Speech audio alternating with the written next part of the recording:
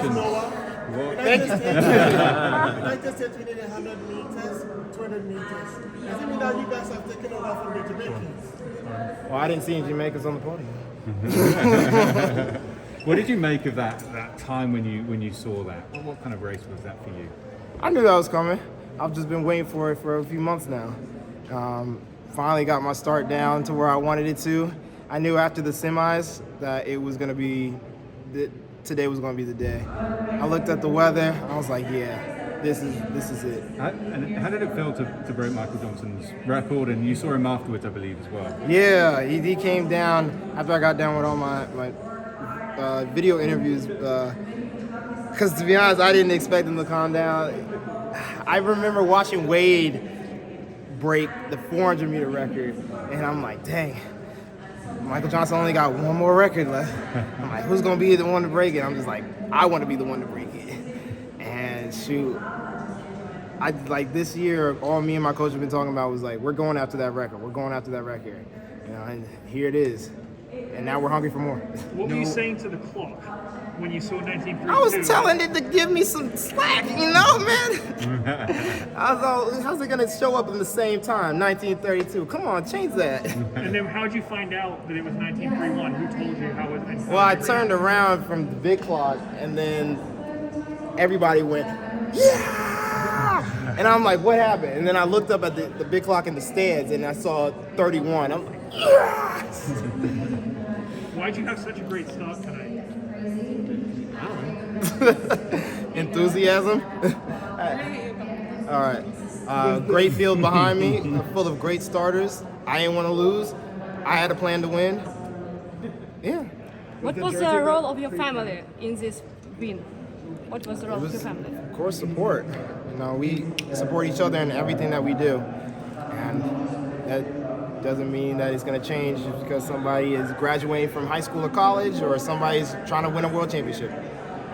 And you tweeted before that USA were touching everything here. Oh, everything. And you did another 1, 2, 3. What do you make of the current generation of sprinters you have in this country? Man, it's nice to see, man. I remember looking. This whole year was just wild because I remember starting it, and I'm like, I was having back issues before indoor, and I was like, you know, I'm not gonna run indoor. And then here I am in Millrose running against the fastest 60 runners ever. And I'm like, why the heck am I here? Then I'm PRing in the 60, and I'm like, oh shoot. And then we're going outside, and you know, we're going to Bermuda and stuff like that. I'm like, oh, this is okay. But then I'm driving, and I hear Ariane just runs 19.4, stop my dinner plans, turn back around. We gotta get ready to run tomorrow, drop the 19.8. You know, I'm watching Fred, Mike go at it in Mount Sac. We're going at it in Doha now. All the way to New York, and I'm like, yeah, this is what I've been waiting to see from America. You know, there is nothing but dominance. You can't choose a favorite until I came back around. I have one more quick question for you. How special is it for you to do this in front of American fans? It's just exceeds the energy that you already had planned.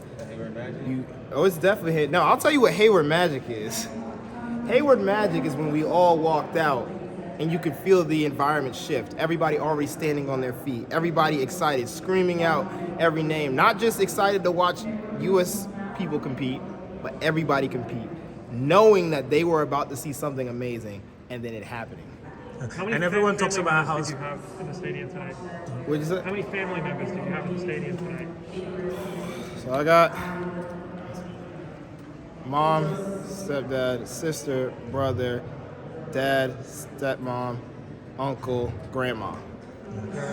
Everyone talks about how special rivalries can do to the sport of athletics. Yeah. At the moment, it looks like there's one developing between you and my team.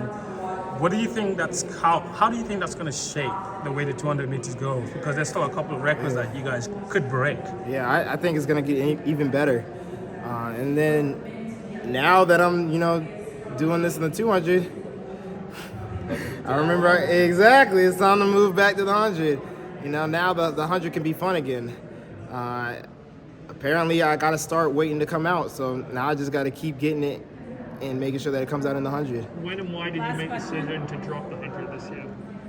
because I really wanted to break that American record in the 200. And I did not want to lose the Arion.